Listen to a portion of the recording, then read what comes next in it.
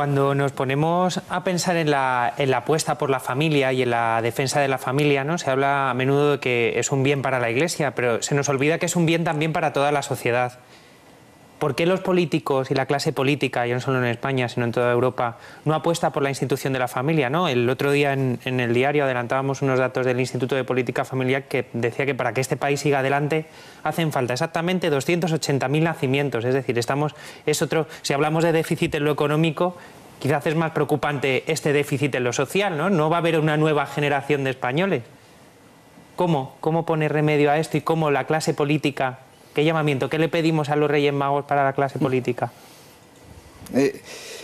Hay una frase, esto de política es interesante, hay una frase de que le preguntaba una vez a Cardin, al fundador de la hockey francesa, ¿usted cómo pesca? ¿Con red o con caña? ¿Sabes lo que dijo? Dice, yo me limito a cambiar el agua. Esa es una frase muy terrible. Quiere decir que el hombre es un animal social, que si cambiamos el agua, hacemos que caigan todos como chorlitos. Lo que hizo Hitler. ¿Cómo es posible que el comunismo haya logrado acabar con la fe de millones y millones y millones de gente rusa que era muy religiosa? Cambiar el agua. Vamos a cambiar el agua. Con las leyes se cambia el agua. Con las leyes. Por eso entonces, ¿qué quiere decir? Kiko, ¿quieres decir que si esto es verdad tendríamos que ocupar la política? Vamos a ocupar los medios de comunicación para cambiar el agua. Gramsci, fundador del comunismo, Partido Comunista Italiano, dijo que había que ocupar todos los medios de comunicación. Y cogieron todos, los periódicos, la televisión, la radio, todo comunistas, para cambiar el agua, ir cambiando a las personas. O sea, te van metiendo en un ambiente, ¿entiendes? Entonces, no, nosotros creemos que nosotros creemos que Dios... Hombre, no digo que no haya cristianos que tengan una vocación social, porque Dios según hablábamos antes, su voluntad. Hay hermanos en el camino que se dan cuenta de que el mayor servicio, la política es una gran, decía Santo Tomás de Aquino, es una forma de caridad suprema, en un cierto sentido. Poner tu vida... Yo le he dicho a los hermanos que se han metido en política, vamos, que sentían de Dios, os pediría una cosa, no cobréis, meteos en política pero gratis. Pero política como servicio a la sociedad. Sabiendo que el príncipe de este mundo es el demonio, dice la Escritura. Y siempre vence.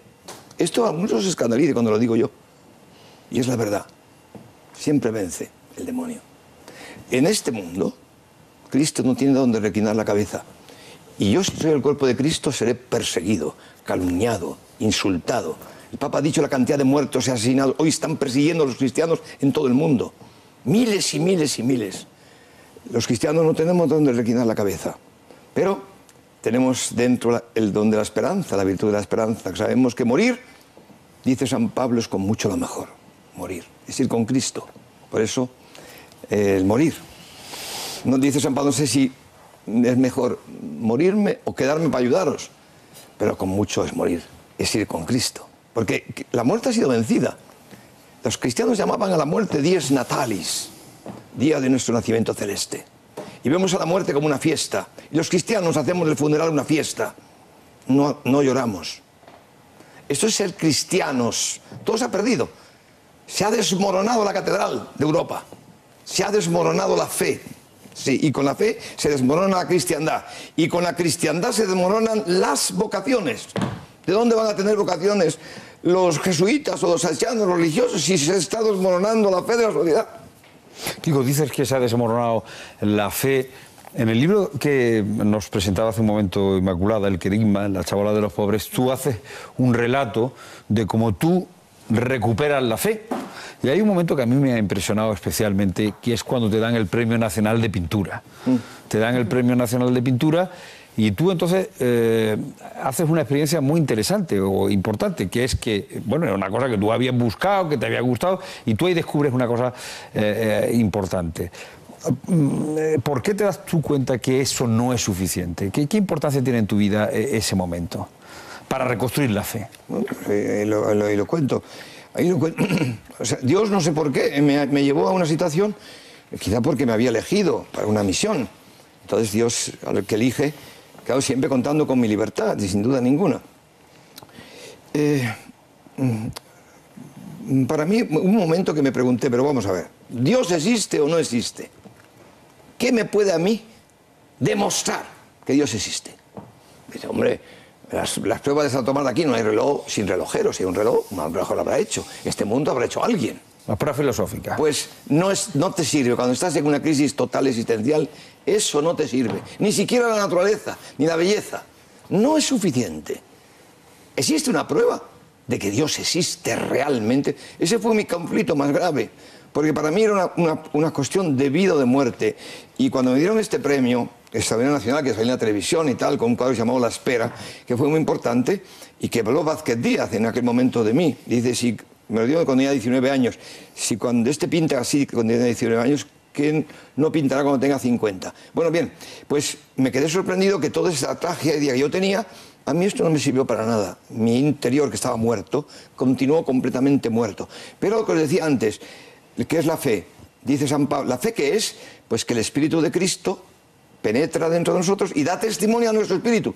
Yo me encontré de pronto con que me dio testimonio el Espíritu de Cristo. O sea, Dios existe, pero no me lo decía la razón, no me lo decía la fantasía, ni el sentimiento. Era una certeza que te da testimonio el Espíritu de Cristo, es palabra de Dios. Te da testimonio el Espíritu de Cristo de que Dios existe. Yo me acuerdo que lloraba, me salían lágrimas como a chorros. Digo, ¿pero por qué lloro así? Claro, pues porque estaba pasando la muerte a la vida. Y me acuerdo que voy a buscar un cura y le dije, pero, oiga, quiero ser cristiano. Y me dice, ¿usted no está bautizado? Digo, sí. ¿Y usted ha hecho la primera? Digo, sí. Pero bueno, quiere decir que me he dado cuenta de que yo no tenía formación cristiana. No tenía formación. Y no se sabe cómo formar a un cristiano de verdad para responder a la realidad de hoy social. Kiko, yo les sugiero que lean el libro, El querigma en las chabolas con los pobres, en el que se narra esa experiencia de Dios, en el que se narra cómo nace el camino neocatecumenal y cómo desde las chabolas pues, ha acabado en los 5 continentes. Pero a mí hay una cosa que dices que me ha llamado poderosamente la atención. Dices, estoy condenado a contar estas cosas, lo que hoy nos estás contando, sí. Poniéndome en evidencia, aceptando ser juzgado como alguien que se cree un santo, un vanidoso, un presuntuoso o algo por el estilo. ¿Te sientes así? Sí. Sí, no, yo, por voluntad de Dios, mira, hacer el querigma en la Plaza de Colón, para mí es un sufrimiento porque me expongo como un payaso, ¿entiendes? Yo, mi realidad natural es ser pintor, es pintar, ¿entiendes? No ponerme allí. Pero, ¿y si Dios me lo pide? Porque los hombres el hombre es un animal social, también somos un mamífero gregario, necesitamos líderes, profetas, indicadores, y no hay. Y si Dios quiere que yo sea un indicador, que sea un ejemplo, aunque me persigan, aunque me insulten, aunque digan de mí cosas bárbaras, ¿entiendes? Pues si hace bien a la gente, eso no es vivir para mí, vivir para otro. Comentabas, Kiko, el miedo que te implica el domingo, ¿no? Ese temor de ya nos encargaremos los periodistas de titular o de mirar de una de otra manera. Ahora que tienes la oportunidad, ¿qué mensaje te gustaría que calara en la gente que en ese momento se conecte con la tele o lea el periódico y diga el porqué de este domingo? ¿Qué mensaje te gustaría que llegara eso, a todos los españoles? Bueno, yo quisiera que me escucharan el querigma, sería importantísimo. Mira, si tú conoces una persona que tienes amigo tuyo, o tu primo que dejó la iglesia, invítale a que venga a escuchar el querigma, porque la fe viene por el oído y puede que en aquel momento, fíjate, yo voy a anunciar una noticia, si en ese momento, ese primo tuyo que está por la iglesia, por no sé qué casualidad, porque Dios, fíjate lo que dice San Agustín, porque hoy existe mucho pelagianismo. Pelagio decía que el hombre puede hacer el bien sin la gracia, y eso ha sido gravísimo. Y San Agustín y San Jerónimo le demostraron que eso es falso.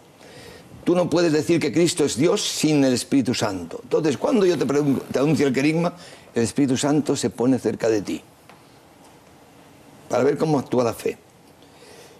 Y yo te hablo y te digo, Dios te ama. y el Espíritu Santo te dice, eso que dice Kiko es verdad.